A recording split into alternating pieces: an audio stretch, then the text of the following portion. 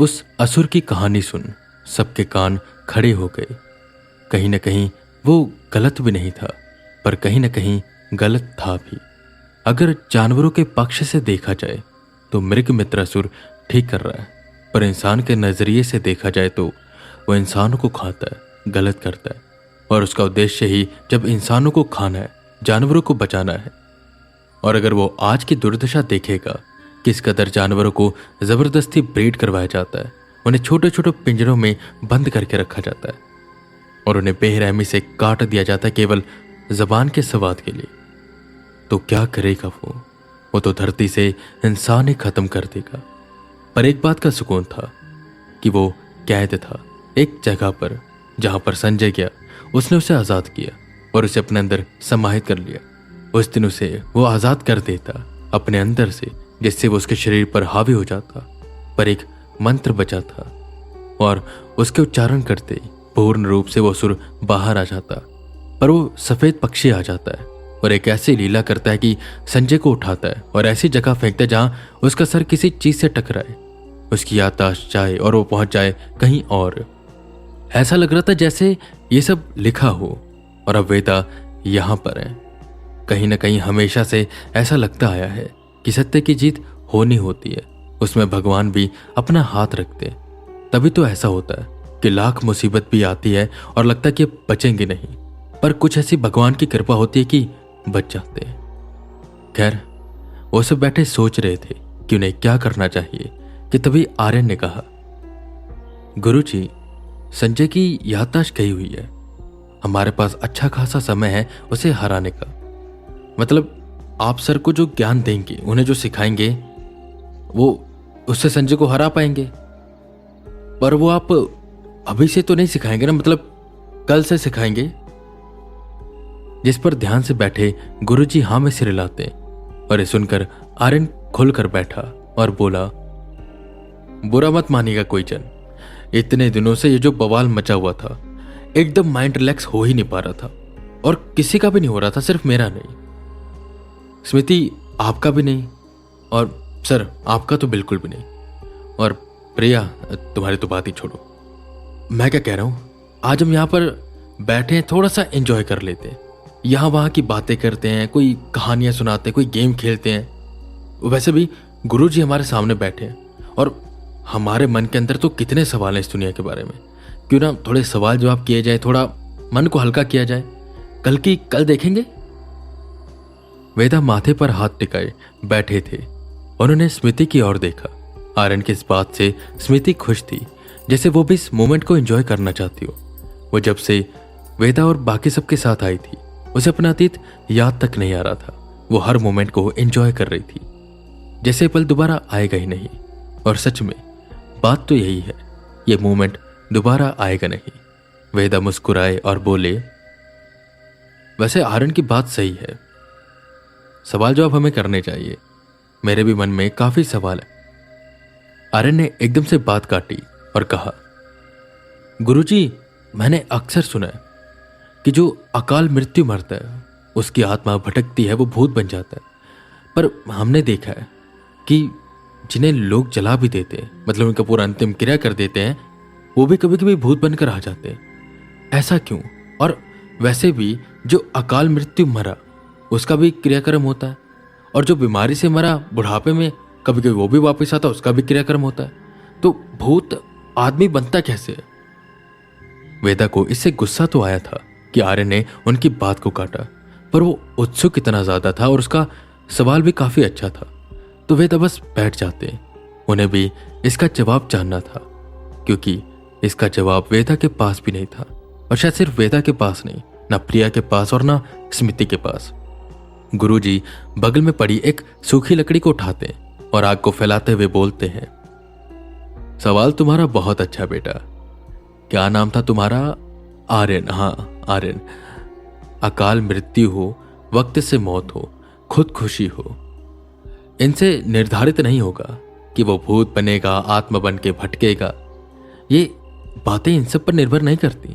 ये बातें निर्भर करती हैं कर्म पर और भोगों पर। जैसे कि किसी आदमी ने अच्छे कर्म किए। अब देखो, तुम सड़क पर जा रहे हो, कोई ट्रक वाला सही से नहीं चला रहा और वो आकर तुम पर चढ़ा दे गाड़ी, तो तुम्हारी क्या गलती उसमें? तुम तो अपना आराम से जा रहे थे ना, और तुमने कहीं ऐसा कर्म भी नहीं किया था कि तुम्हें ऐसी मौत मिले। ये अकाल मृत्यु हुई। पर एक बात बताओ, अकाल मृत्यु होती क्या है? इसका मतलब क्या? मृत्यु तो मौत, अकाल उसे कहा जाता है मतलब जिसका कोई समय ना हो, एकदम अचानक से अकाल। अब देखो, हो सकता है ये थोड़ा विवादित बात हो, पर मेरा क्या मानना है, इंसान एकदम से ही मरता है। बस अगर कोई बूढ़ा है तो उसे पता मैं ज्यादा से ज्यादा 2 दिन जीऊंगा, हफ्ता जीऊंगा, महीना जीऊंगा, पर मौत तो एकदम से आएगी ना। अब वो सोच रहा है कि हफ्ते बाद मरूंगा, पता चला वो अगले दिन का सूरज नहीं देख पाया, तो हुई तो वो भी एक तरह की अकाल मृत्यु ना। अब कोई रास्ते में निकला, उसकी मौत हो गई, क्रियाक्रम तो उसका भी होगा, क्रियाक्रम जो बूढ़ा होकर मरा उसका भी होगा। देखो बेटा, अगर सरल भाषा में समझाऊं तो आत्मा को चाहिए मुक्ति, और अगर उसे मुक्ति नहीं मिलती तो भटकती है। अब मुक्ति कैसे मिलेगी? देखो, ये जो शरीर है, हमारी आत्मा जो है उसे कुछ भोगों का नहीं है।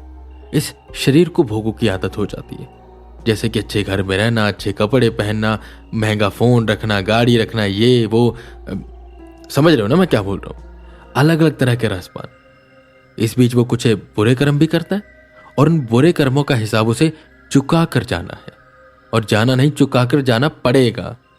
और जब वो नहीं चुका पाता और मर जाता है तो भटकता है। अब चाहे वो बूढ़ा होकर मरे, या फिर जवानी में अकाल मृत्यु, या फिर बीमारी, या फिर खुदकुशी भी अगर करे, भोग की इच्छा तो थी ना कोई मन में उसकी इच्छा थी। कई बार ऐसा होता है कि जिन्होंने अच्छे कर्म किए होते हैं वो बहुत बुरी तरीके से मरते हैं। कहते हैं ना कि रास्ते में कोई किसी का एक्सीडेंट हो गया, वैसे कहना नहीं चाहिए, पर कहते हैं इसे तो कुत्ते की मौत मिली, ये तो बुरे कर्म किए होंगे इसने। पर क्या जरूरी था कि उसने बुरे कर्म किए हैं? हो सकता है कि उसने अच्छे कर्म किए थे।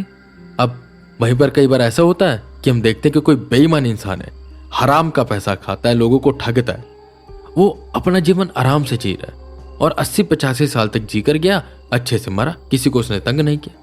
पर क्या उसको मुक्ति मिलेगी? कर्मों का जो हिसाब है वो यही चुका कर जाना पड़ता है। इसलिए बेटा, एक ही बात कहा जाता है, ये भूत प्रेत बस भोगी हैं जो जिनके कुछ इच्छाएं अधूरी रह गई हैं, मरने पर नहीं होता। इसलिए अच्छे कर्म करो, किसी के बारे में बुरा मत सोचो, जो भगवान दे उसे रख लो, क्योंकि जो प्राप्त है वही पर्याप्त है। इस जवाब से सब संतुष्ट हुए कि हां, ऐसा हो सकता है। कि तभी स्मृति बोली, आपकी बात तो बिल्कुल सही है गुरुजी, मेरा भी एक कुछ जानना था मुझे, मतलब आप तो गुरुजी हैं, आपके तो जीवन में बहुत सी चीजें हुई होंगी, कुछ ऐसा एक्सपीरियंस बताइए जिससे आप सकपका गए हो। वेदा हल्का सा हंसे और बोले, क्या वो स्मृति जी, आपको सकपकाना क्यों है? मतलब बुरा मत मानिएगा, ये कैसा भाव है? डरना भाव होता है, रोना भाव होता है, हंसना भी भाव है, और ये सकपकाना क्या है? खैर गुरुजी, मैं भी जानना चाहता हूं आपके तजुर्बों के बारे में, तो बताइए ना कुछ। जिस पर गुरुजी हंसे और बोले, बताता हूं। मैं काशी में था, पर काशी तट पर ना होकर मैं दूर कहीं तपस्या कर रहा था, नदी किनारे। खैर तांत्रिक नहीं हूं मैं, बस बैठा वहां पर प्रार्थना कर रहा था कि तभी मैंने देखा एक लड़के की लाश लकड़ी से बंधी हुई थी और तैरते हुए जा रही थी। मैं डर गया कि ये क्या हो रहा है यहाँ पर, मैंने पहली बार ऐसी चीज देखी थी, और वो पानी के बीच में थी। मैंने तुरंत शोर मचाया, लोगों को बुलाया, तो वहां के लोगों ने बताया कि इसे शायद सांप ने काटा है, और कहा जाता है भले ही सांप के काटने के बाद इंसानी शरीर मर जाता है, पर उसका दिमाग पता नहीं कितने दिन जिंदा रहता है। तो ऐसे में लोग उसे जलाते नहीं है, तो लकड़ी में बांध कर उसे पानी में फेंक देते हैं, नदी में, और कहीं अगर वो आगे वो तांत्रिक को कोई मिल जाए तो तांत्रिक उसे जिंदा कर देता है।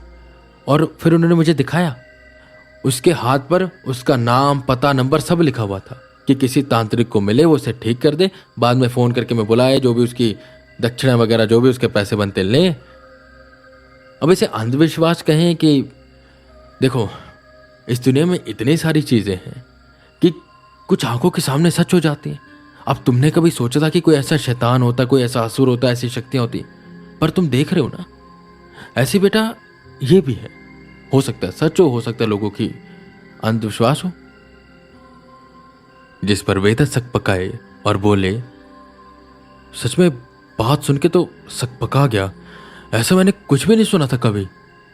स्मृति सकपकाया वर्ड वेदा के मुंह से सुनकर हल्का सा मुस्काई और गुरुजी ने सबको सोने को कहा, क्योंकि कल से वेदा की ट्रेनिंग शुरू होनी थी, जिस पर अपने चक्करों पर काम करेंगे और ताकतवर बनेंगे ताकि वो उस असुर को हरा सके।